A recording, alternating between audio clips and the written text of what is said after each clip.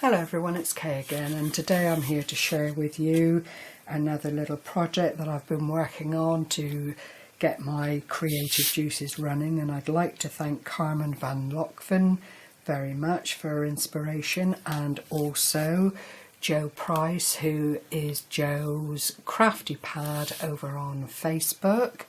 These two ladies have inspired what I'm going to share with you today.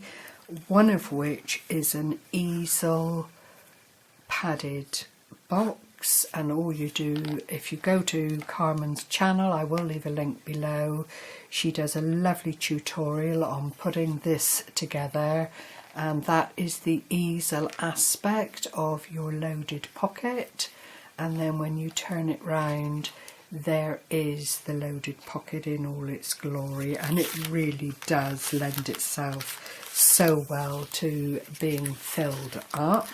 Now this is inspired by Jo Price, who is Jo's Crafty Pad on Facebook, and Jo was very kind enough to send me out a little gift around Valentine's, and in it were these lovely rosette style it's a topper in effect, which I've utilised in a totally different way. I haven't got the package that Jo sent me here, sadly, so that you could see it. But Jo is a lovely lady, very busy, so has very little time to do videos in her own right for the things that she makes, and this is just lovely. I think you'll agree. I've just turned it into a little wand. I had some clear straws in my stash, and I just wound some ribbon around the straw to pretty it up a little bit. I've put this rosette on the front, used a couple of doilies here and layered them, a wild orchid craft flower and a spotty dotty cake case or muffin case, I don't know what you call them, but that's what I call them, cake cases, and then backed it up with another piece of card just to strengthen and give it a little bit more appeal and sturdiness. Now the other ones I've made are these. Excuse the colours, but I just went on to do whatever and decided that I could utilise these. There's another one with some little flowers, the cake doily and a die layered up and a tag, and the pink one with the flowers on, and thanks for being you. There's another one in the blue. This one I used as a hello.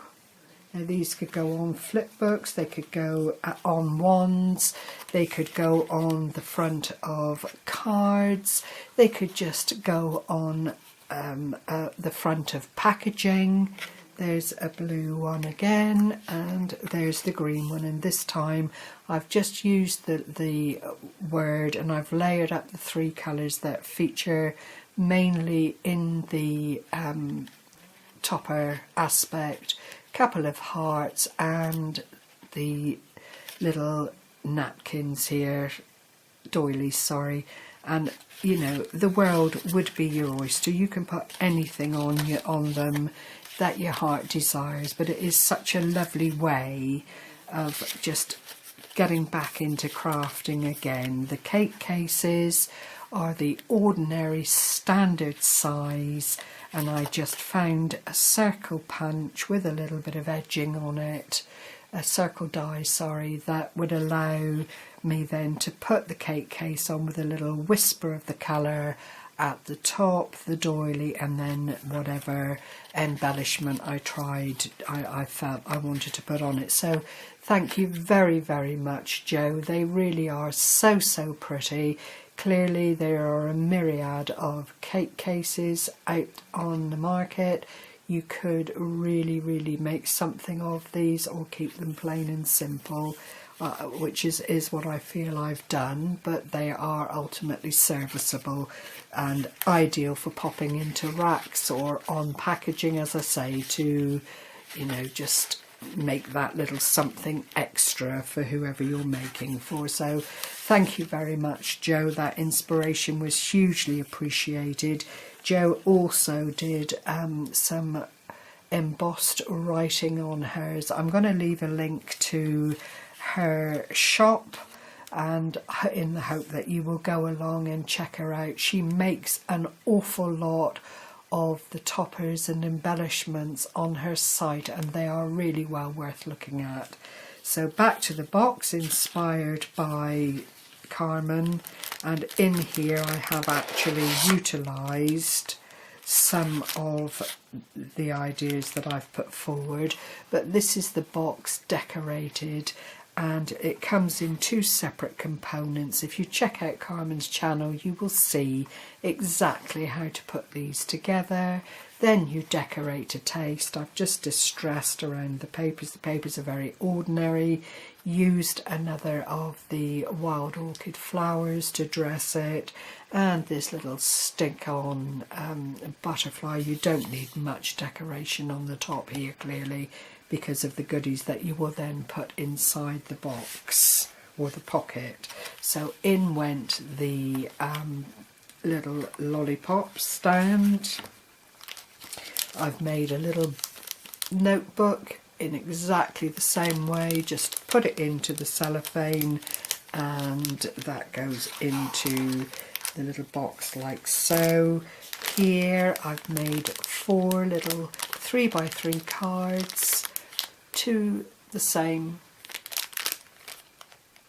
2 hearts, and then these little ones with a little bit of lace and so on. Excuse the glare.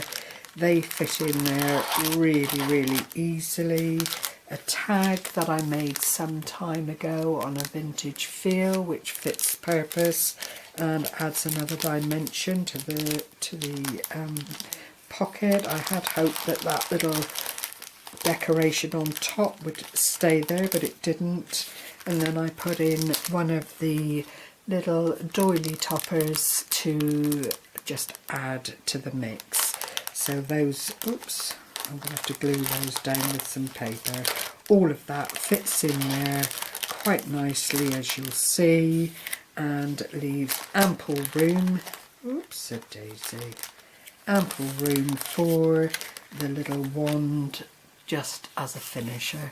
So I hope you've enjoyed that. I hope it's inspired you, and please go along and check out these 2 ladies and get some inspiration from them. They are both very clever ladies and are a pleasure to know on YouTube, because they come up with such lovely ideas and are just nice ladies in their own right.